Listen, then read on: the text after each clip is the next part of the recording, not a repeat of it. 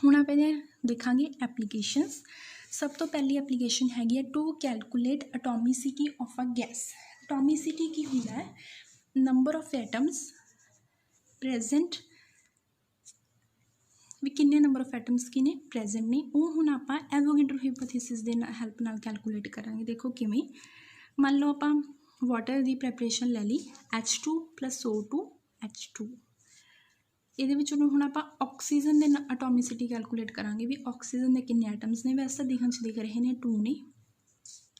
ਕਿਵੇਂ ਕੈਲਕੂਲੇਟ ਕਰਦੇ ਹੁੰਦੇ ਆਪਾਂ, ਜਿੰਨਾ ਇੱਥੋਂ ਇਨਟੂ ਮਲਟੀਪਲਾਈ 2 ਨੇ। ਪਰ ਆਪਾਂ ਹੁਣ ਐਵੋਗੈਡਰੋ ਹਾਈਪੋਥੇਸਿਸ ਨਾਲ ਕਿਵੇਂ ਕੈਲਕੂਲੇਟ ਕਰਾਂਗੇ। ਦੇਖੋ ਪਹਿਲਾਂ ਤਾਂ ਇਹਨੂੰ ਇਕੁਏਸ਼ਨ ਨੂੰ ਕੀ ਕਰ ਲਓ, ਬੈਲੈਂਸ ਕਰ ਲਓ। ਬੈਲੈਂਸ ਕਰਾਂਗੇ, ਇੱਥੇ ਕੀ ਆਊਗਾ 2, ਇੱਥੇ ਕੀ ਆਊਗਾ 2, ਇਕੁਏਸ਼ਨ ਹੋ ਗਈ ਬੈਲੈਂਸ। ਠੀਕ ਹੈ, हाइड्रोजन इधर 4 है, इधर 4 है, ऑक्सीजन 2 है, इतने भी 2 है। Equation is balanced.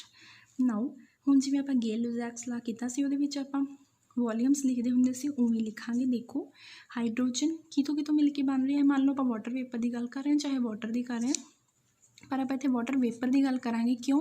क्योंकि आप गैस की गल कर रहे हैं, एटॉमिसिटी आप गैस की कैलकुलेट कर सकते हैं, तो इस करके आप वाटर वेपर लवांगे। फॉर्मूला तो वही रहूगा वाटर का भी, वाटर वेपर का भी। ठीक है, तो हाइड्रोजन तो मिल के बन रहा है plus oxygen plus water vapour. हुण आपां वॉल्यूम्स किवें लिखदे हुंदे सी, जिन्ना इत्थे कोफिशिएंट हुंदा सी, इसलिए आपां नूं इक्वेशन बैलेंस करनी मैं तुहानूं उदों भी दस्सिया सी बहुत जरूरी है, क्योंकि यही अपने लिखने हुंदे ने बैलेंस करन तो बाद ही। तो हाइड्रोजन के किन्ने वॉल्यूम्स ने 2 वॉल्यूम्स ने। क्यों? क्योंकि इहदे नाल किन्ना है 2। ऑक्सीजन के किन्ने ने 1, क्योंकि इत्थे कुछ भी नहीं है 1। ये किन्ने ने 2। हुण इत्थे आपां एवोगैड्रो हाइपोथेसिस अप्लाई करांगे। हुण आपां नंबर ऑफ मॉलिक्यूल्स लिखांगे।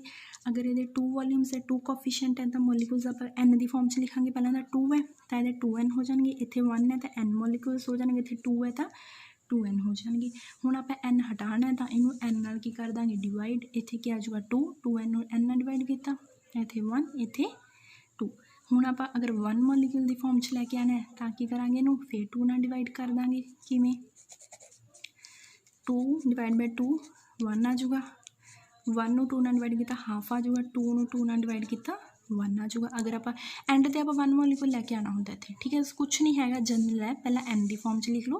n की फॉर्म च किवें लिखना, जिहड़े इहदे कोफिशिएंट्स ने 2 है तो 2n, 1 है तो 1n, 2 है तो 2n, फिर n हटाना होंदा, n नाल की कर दो डिवाइड कर दो।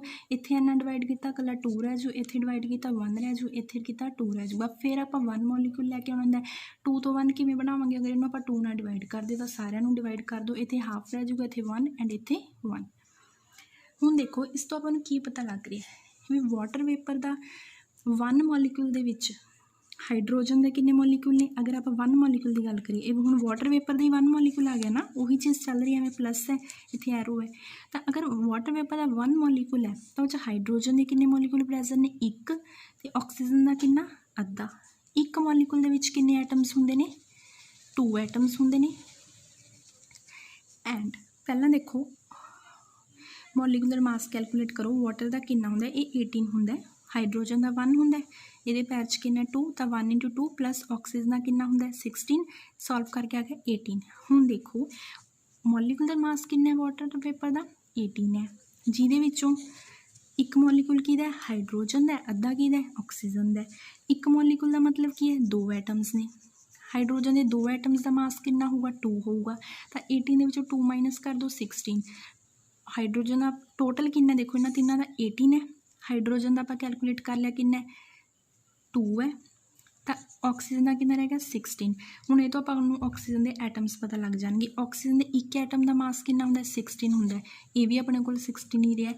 डैट मीनस इत्थे की है अद्धे मॉलिक्यूल के विच किन्ने एटम्स ने 1 है। अगर आप 1 की गल कर रहे हैं, तो अगर आप हाफ मॉलिक्यूल की गल कर रहे हैं तो इत्थे एटम ऑक्सीजन किन्ने 1 है। अगर बाई चांस आप इत्थे 2 मतलब मॉलिक्यूल पूरा लै रहे हैं तो एटम्स किन्ने हो जाएंगे 2 एटम्स हो जाएंगे। कुछ कन्फ्यूजिंग नहीं हैगा। देखो एवं सारी इक्वेशन लिख लो, उस तो बाद की करना आपने मॉलिक्यूलर मास कर लो। वाटर का वेपर का कितना आ गया 18 आ गया।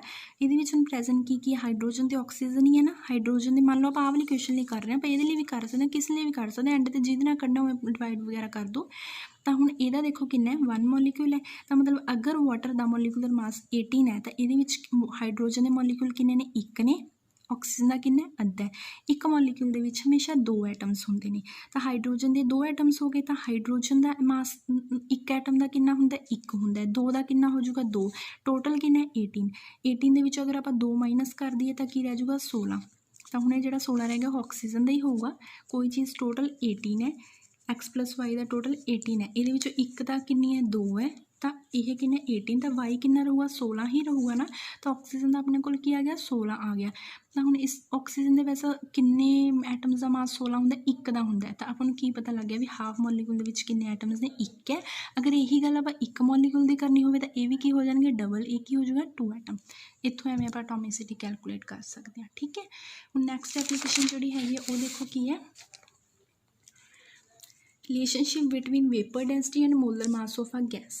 ਆਪਾਂ ਕੀ ਕਰ ਸਕਦੇ ਹਾਂ, ਐਵੋਗੈਡਰੋ ਦੀ ਮਦਦ ਦੇ ਨਾਲ ਵੇਪਰ ਡੈਂਸਿਟੀ ਅਤੇ ਮੋਲਰ ਮਾਸ ਦੇ ਵਿੱਚ ਰਿਲੇਸ਼ਨ ਫਾਈਂਡ ਆਊਟ ਕਰ ਸਕਦੇ ਹਾਂ। ਦੇਖੋ ਵੇਪਰ ਡੈਂਸਿਟੀ ਕੀ ਹੁੰਦੀ ਹੈ, ਕਿੰਨੇ ਮਰਜ਼ੀ ਵੋਲੀਅਮ ਦੀ ਕੋਈ ਗੈਸ ਲੈ ਲਈ, ਉਹਦਾ ਮਾਸ ਦੇਖਣਾ ਆਪਾਂ ਨੇ, ਅਤੇ ਜਿੰਨੀ ਵੋਲੀਅਮ ਆਪਾਂ ਨੇ ਇਸ ਗੈਸ ਦੇ ਲਈ ਉਨੀ ਹੀ ਵੋਲੀਅਮ ਕਿਹਦੀ ਲੈਣੀ ਹੈ, ਹਾਈਡਰੋਜਨ ਦੀ, ਅਤੇ ਉਹਦਾ ਮਾਸ ਲੈਣਾ। ਦੋਨਾਂ ਨੂੰ ਕੀ ਕਰ ਦੇਣਾ, ਡਿਵਾਈਡ। ਉਹ ਹੁੰਦੀ ਹੈ ਵੇਪਰ ਡੈਂਸਿਟੀ।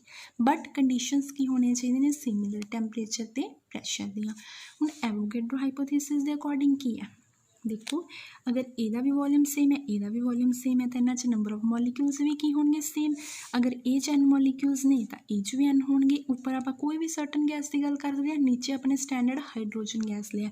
ਹਾਈਡਰੋਜਨ ਗੈਸ ਨੂੰ ਜ਼ਿਆਦਾਤਰ ਸਟੈਂਡਰਡ ਲਿਆ ਜਾਂਦਾ, ਅੱਗੇ ਵੀ ਬਹੁਤ ਜਗ੍ਹਾ ਯੂਜ਼ ਕੀਤਾ ਜਾਊਗਾ ਇਹ ਵੀ, ਹਾਈਡਰੋਜਨ ਗੈਸ ਨੂੰ ਸਟੈਂਡਰਡ ਮੰਨਿਆ ਜਾਂਦਾ ਹੈ, ਠੀਕ ਹੈ।